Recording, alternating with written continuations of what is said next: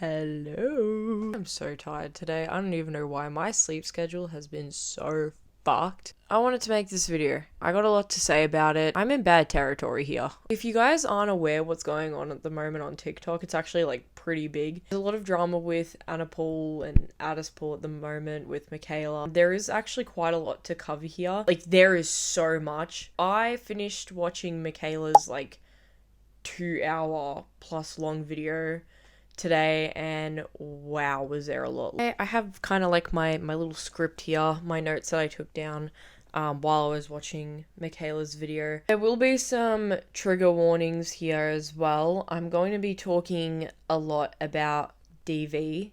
There also is a mention of the R word. That's just a heads up.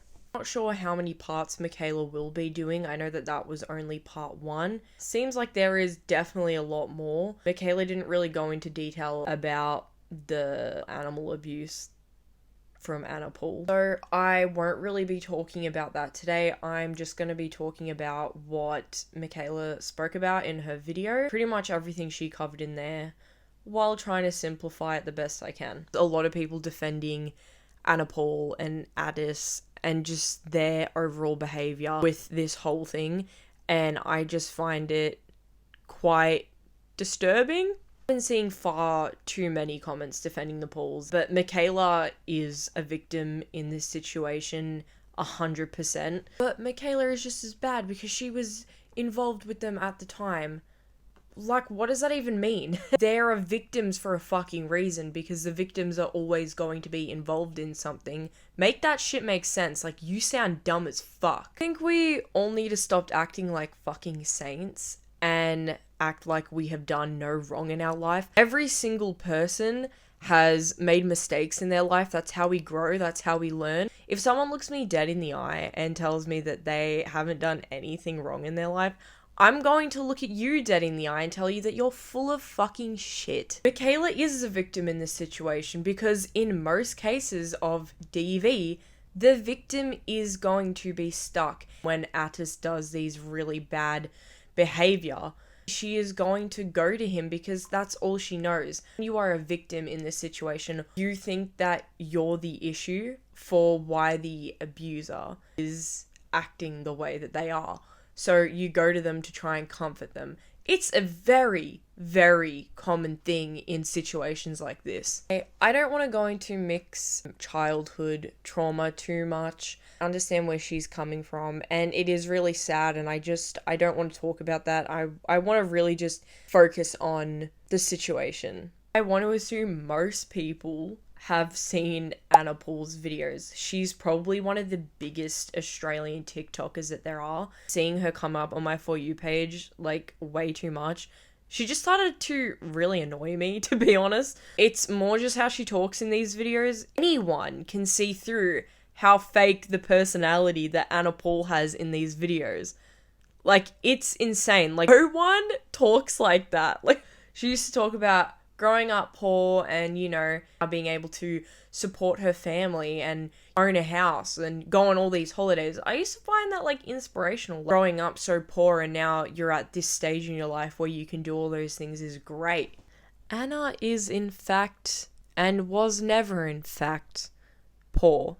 Michaela actually goes back to a lot of older photos of Anna on her Instagram, and it is just insane. The fact that this girl was telling people that, you know, she's grown up poor and they had to do this for Christmas, so it looked like, oh, there was more presents under the tree. Quite disgusting for people that actually did grow up poor. Anna and Atis grew up in a house with a fucking waterfront.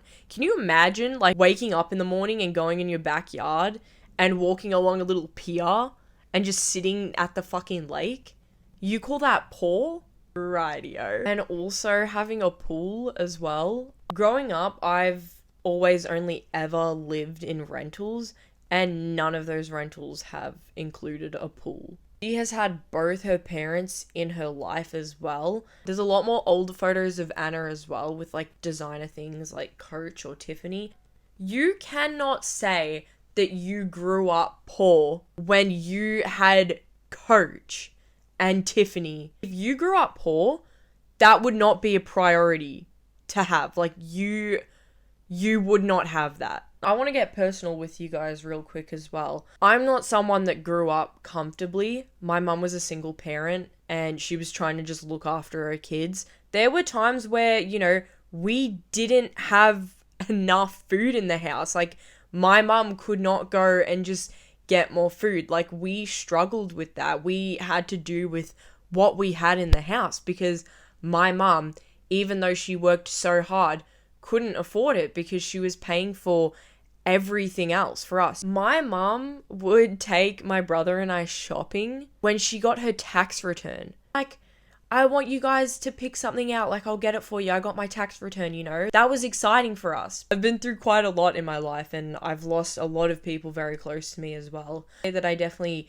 would envy my friends a lot, especially when I'd go to their house and see that, you know, their parents are still together. That's just how it was for me. I don't have any idea of what a normal family is like. My mum could only ever rent. She's never owned a home. We moved around a lot. Still to this day have not been out of Australia. I've never been overseas before, ever.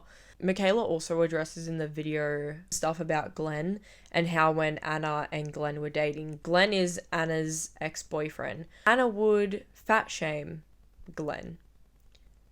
Anna would fat shame her own boyfriend. That is diabolical. Like, wow. Truly cannot fathom shaming or degrading your own partner. Well, like, anyone, right? But your own partner?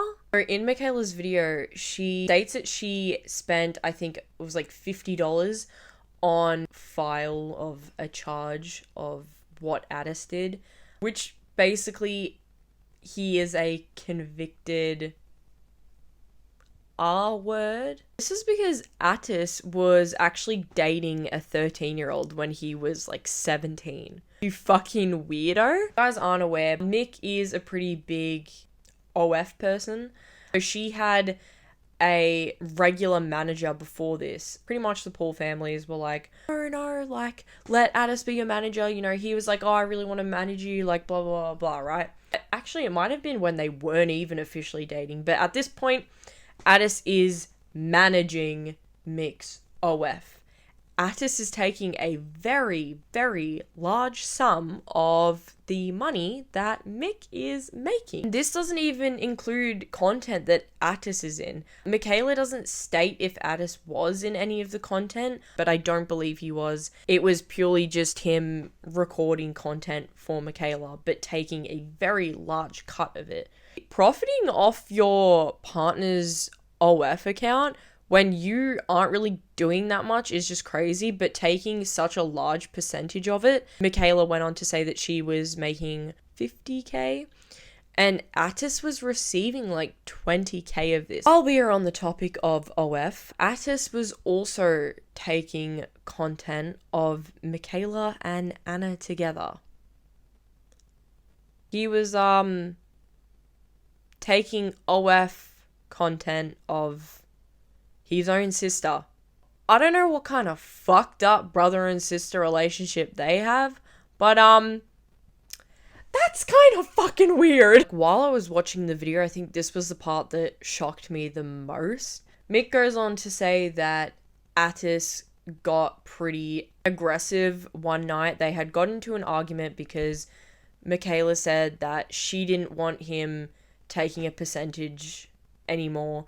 And Atis did not like this. Like, from what it sounds like, it sounded like he was almost going through a psychosis of some sort. Like, he did not like this one bit. He becomes extremely aggressive.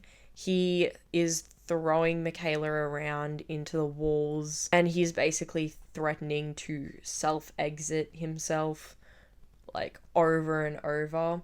Atis actually slits his wrist and then chases Michaela around with a knife. And this happens quite a lot of times. It happened when they were in the car together as well. He was driving quite vigorously, aggressively. He braked really hard and Michaela didn't have her seatbelt in and she hit her head on like the windshield. And she just said that her ears were ringing. He's freaking out. He's like, oh my god, like, I'm so sorry. Basically drags her out of the car, and then he leaves her there and then drives off. Basically saying, I'm gonna self-exit again, and all that manipulator type shit. Because Michaela lived with the Pauls as well for quite a long time, they heard all of this. So this is when Atis was chasing Mick around with a knife. They heard all of this commotion happening. Anna's mum and Anna pretty much had a very, like, reaction of, oh yeah, like, this has happened before. And Anna pretty much manipulated Mick into staying and, like, you're the only one that can help him. Anna and her mum just enabled this behavior, or just didn't try to get any help for Atis at all. Just like one of the last things I want to quickly go over as well. To be honest, I had like secondhand embarrassment when Mick was showing the clips of the unedited footage of a response video.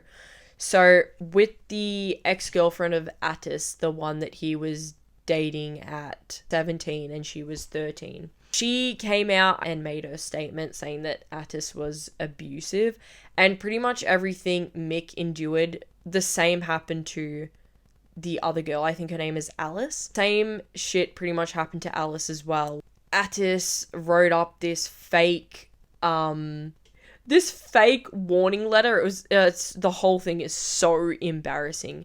And it said that it was from like the Paul management team, even though we later find out that the Paul management thing was never a thing. So Atis types this up and he mails it to Alice, and you know, she's like, wow, this is so poorly written. Yeah, like, no, Summer, if you read it, it is so fucking embarrassing. I'll put it up on the screen. No, pause to read it. It is so embarrassing. Oh my god. In this response video that they made, they act like, oh no, like our management team just sent it out, even though it was Atis that sent it out. Like, that's crazy. And Anna says that goofy ass thing like, oh, should we make it seem like, you know, Atis didn't know? We did not know that this letter was being made. Michaela, should we say like Atis did know about it because he didn't want the lies about him? For the most part of the relationship, I barely thought she was hot. Here is the definition of what a child groomer truly is, and I'm going to be reading it off of my... Being older now, that is something that we shouldn't have done. Like, I realised that we did it to intimidate her, but come on, she's 14. But, okay, because we have to take accountability. I'm going to say we didn't talk, we were just there to... I think it kind of ties into these parasocial relationships that people have with, like, influencers. You don't know these people. Do not see why Michaela would make this video and lie. It just makes no sense to me. She has multiple receipts, like audio messages. She has the unedited footage that shows you exactly what kind of person Anna Paul is. Anna Paul puts on a massive facade. It is all bullshit. She's not this, and then we went here, and then we got this. Like, she is just not like that in real life. That's what I have to say about this whole situation. If you're still defending the Pauls, I don't know what to say to you. Just way too much proof. I'm not sure when Michaela will make a part 2. If it's worth making a second part when Mick releases part 2, then I will do it. I don't know how the video is going to be. I don't know if she'll just be showing more receipts in there. Might possibly happen. So, alright, bye.